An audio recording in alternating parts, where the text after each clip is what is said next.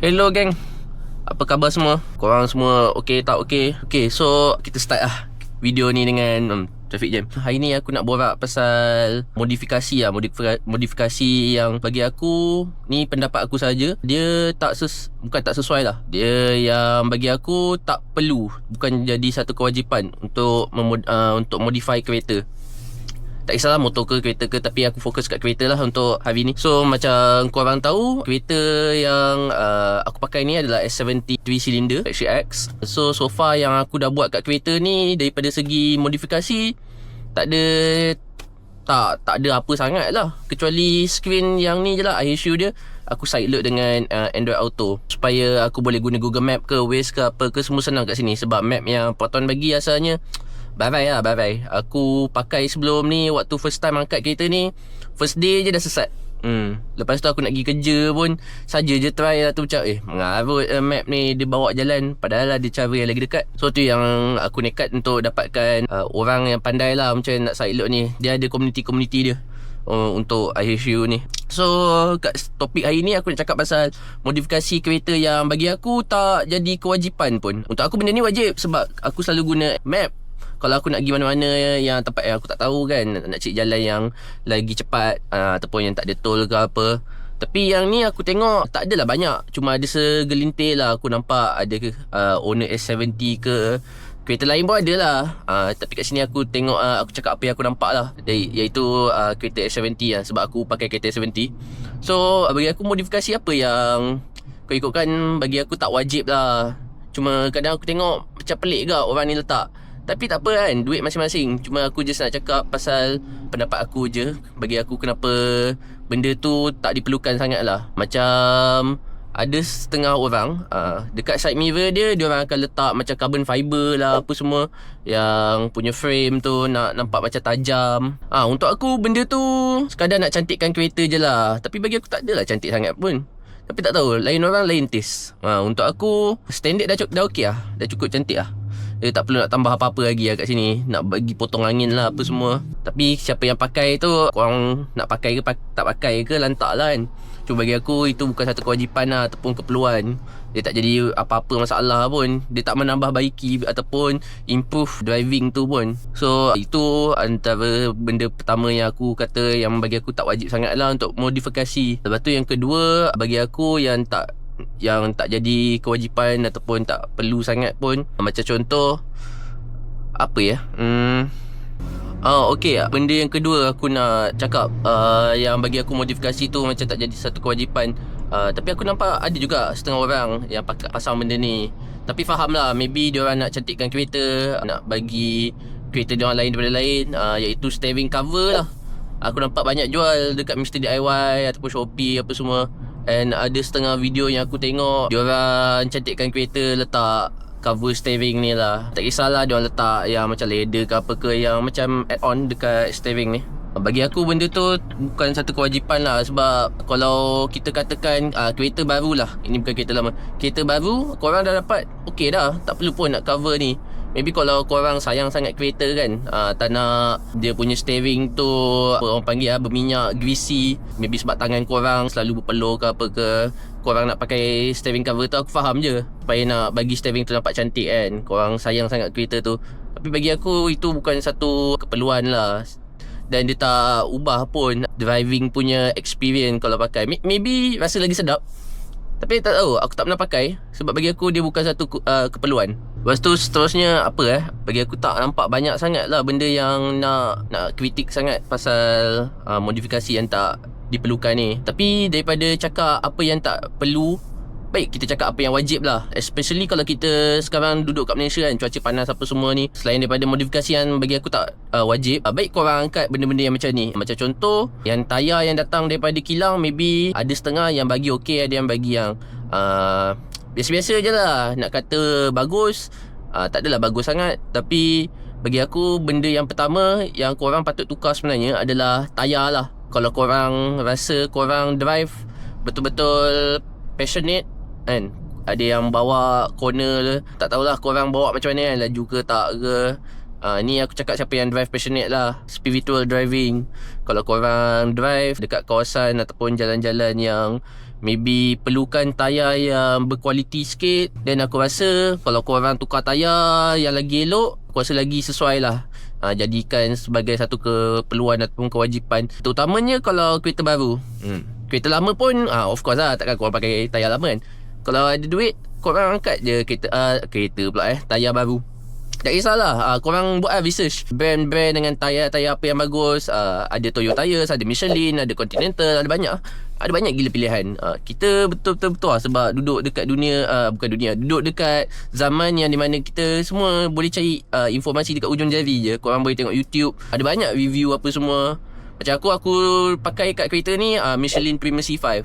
Sebab untuk aku rasa keperluan aku adalah untuk ulang alik kerja, jalan jauh, ataupun mostly touring lah, ataupun adventure. Tapi of course lah, aku kalau boleh aku nak agak Michelin Pilot Sport. Tapi bila tengok untuk keperluan aku, dia tak jadi benda yang wajib untuk aku angkat. Untuk aku rasa tayar yang sesuai untuk aku yang untuk touring. Sebab bukannya hari-hari aku pergi genting nak pergi toge. So dia ikut juga kepada korang punya keperluan, penggunaan macam mana. Korang nak pakai apa, untuk jalan jauh ke, untuk maybe nak grip dekat corner ke apa ke, maybe untuk hujan ke. So bagi aku itu benda yang modifikasi yang aku rasa okey lah, yang korang patut first fikirkan kan bila angkat kereta baru. Tapi kalau ikutkan tayar yang datang daripada kilang dah okey je. Kalau korang rasa benda tu tak jadi keperluan untuk tukar, dan tak payahlah tukar kan.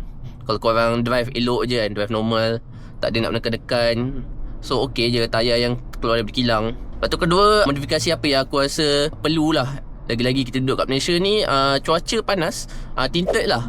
Of course daripada kilang ada yang macam contoh kereta aku beli dapat tinted daripada Proton, dia orang bagi. Tapi waktu aku pakai tu, walaupun tinted dia 50-50, dia ikut spek JPJ kan, depan 50, belakang 50. Panas gila. Lepas tu kalau tengok dari luar dah macam aquarium dah.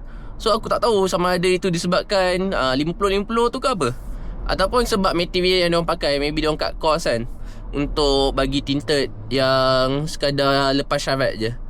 Bagi aku benda tu pun jadi satu kewajipan lah. Kalau korang duduk kat kawasan yang betul-betul panas, tinted tu okey. Bagi aku korang angkat tinted lagi berbaloi lah. Kalau korang rasa korang perlukan kereta yang sejuk, lepas tu kalau start engine, buka aircon, dia dah sejuk lah, tak perlu nak tunggu lama-lama. Kalau macam tu, aircon pun tak perlu nak kerja keras sangat. Lepas tu seterusnya apa bagi aku, modifikasi yang bagi aku satu kewajipan atau keperluan. Macam aku cakap, aku dah side load Android Auto dekat aku punya kereta. Macam korang maybe ada yang pakai kereta lama, ada orang kan tak datang dengan screen yang macam ni kan, yang macam zaman dulu. Aku rasa dia jadi satu kewajipan kalau korang perlukan feature-feature yang macam tu kan, Android Auto ke, Apple CarPlay ke, korang angkat Android Box ke, ataupun adalah term dia kan untuk screen ni kan. Kalau kereta-kereta lama. Kalau kereta baru, aku rasa kebanyakan sekarang dah ada, tapi maybe ada cara lain lah nak dapatkan. Kalau ada kereta baru yang tak ada tu, macam pakai dongle lah, side load macam cara aku pakai ni, ada sebagainya. So bagi aku yang tu keperluan lah kalau korang perlukan ni kan. So tak adalah korang distracted ataupun tak peka bila driving sebab korang letak handphone kat sini dan nak kena tengok ni kan, screen kecil. Lepas tu nak kena tekan-tekan ni. Macam aku ada, sebelum ni aku pakai kereta ni tak ada benda lah Android Auto apa semua ni. Sebelum aku side load, aku letak handphone aku kat sini lah. Ni korang selalu nampak yang bulat ni, ni untuk letak aku punya handphone lah. Dia macam MagSafe punya mount untuk letak handphone. So sebelum ni aku selalu tengok map kat sini lah, kecil je, and dia pun block aku punya pemandangan kat sini. Of course aku boleh letak kat tempat lain yang sesuai, tapi bagi aku waktu tu sini macam lagi okey lah daripada korang letak dekat tengah ni. Tapi ikut korang punya preference lah, korang suka nak letak handphone kat mana kan. Tapi bagi aku better korang kalau boleh dapatkan screen yang boleh keluarkan Android Auto Apple CarPlay lah, lagi memudahkan hidup. Semua benda ada dekat sini. Tapi nak tengok YouTube apa semua tu, tu tak boleh, itu kena pakai cara lain lah. Tapi tak silap aku, kalau korang beli Android Box ke apa, biasanya semua tu dah open kalau nak tengok YouTube apa. Tapi kalau boleh janganlah kan. Kalau drive tu, fokus kat drive, jangan pergi tengok YouTube ke, tengok drama ke, movie ke. Kadang aku nampak agak ada ke kadang atas jalan aku pandang kiri kanan, aku nak tengok orang tu kan, sebab tah dia bawa slow ke apa ke, aku tengok wah, dia pergi tengok movie pula sambil drive. Bukan passenger, driver yang tengok. Aku pun tak tahulah. Yang macam tu kita tak nak lah. pastikan benda tu dia tak mengacau kita. Macam aku, untuk aku, skrin ni okey, dia tak mengacau aku sangat. Sebab aku hanya guna apa yang aku perlukan je, iaitu untuk tengok map bila aku pergi tempat-tempat yang aku tak tahu kan. Nak tengok destinasi, nak tengok jalan apa yang dia bagi, supaya maybe nak elak tol ke, ataupun maybe nak cari jalan lain yang lagi cepat ke. So untuk mengelak jam. So bagi aku benda tu jadi satu keperluan lah. Kalau compare dengan map yang sebelum ni, aku pakai yang Proton punya, daripada ISU yang standard dia bagi ni, bye-bye dah lah sesat. And dia pun tak up to date sangat. Kadang-kadang ada jalan yang dah tutup, tapi dia orang tunjuk jalan tu buka boleh lalu. Bila pergi jalan tu, macam mana lalu kan, jalan dah tutup, map dia tak update. So dah jadi satu kerja. So bagi aku tu yang satu keperluan lah, kewajipan. So macam sekarang aku dah bagi macam tiga yang tak perlu dengan 3 yang perlu. And then seterusnya pula, kalau nak cakap pasal modifikasi yang bagi aku nak jadi kewajipan pun tak, nak kata buruk pun tak, iaitu performance kepada kereta lah.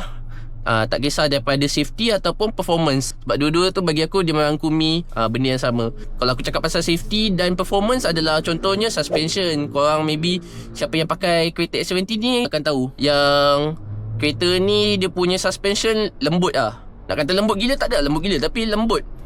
So kalau korang langgar bonggol, laju memang dia punya spring tu memang sampai ke dalam lah, compress. Sebab aku rasa Proton buat kereta ni khas untuk urban driving, untuk jalan bandar.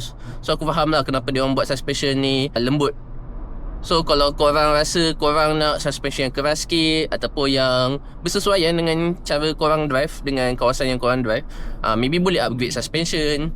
Tak kisahlah pakai coilover ke, maybe upgrade sikit-sikit, ataupun upgrade full set suspension terus dengan absorber apa semua. So bagi aku yang tu yang boleh dikatakan bahagian performance dan safety lah. Sebab bila korang dah upgrade suspension yang mantap, itu pun membuatkan performance kereta tu lagi bagus lah. So kalau korang hadap corner ke apa, memang sedap. Boleh maintain, dia tak ada macam membuang ke apa ke. Dan lagi satu, ARB aku lupa apa nama dia panggil tu, yang ada orang letak macam besi yang untuk lekatkan dekat body chassis kereta, nak bagi kereta tu lagi tak membuai. Biasanya benda ala ni waktu corner ke, ataupun jalan-jalan yang berliku, okey lah. Kalau korang perlukan suspension yang mantap, bila pusing kanan dia pusing kanan, dia tak ada macam sengit ke kan. Itu macam bahagian safety dan performance jugalah. ARB, anti-roll bar, ada banyak lah. Lepas tu ada crash bar, yang tu khas untuk safety. Sebab kereta ni tak datang dengan crash bar belakang. So kalau korang kena langgar belakang, memang tak ada besi pun kat situ, dia memang tembus je. So yang tu kalau korang rasa nak upgrade untuk safety, dia boleh lah, korang boleh lah pasang crash bar kan, untuk bahagian belakang, supaya kalau ada orang langgar belakang korang, ada besi besar kat situ, dia dah standby lah. Dia letak dekat dalam body, dekat dalam chassis, tak nampak pun.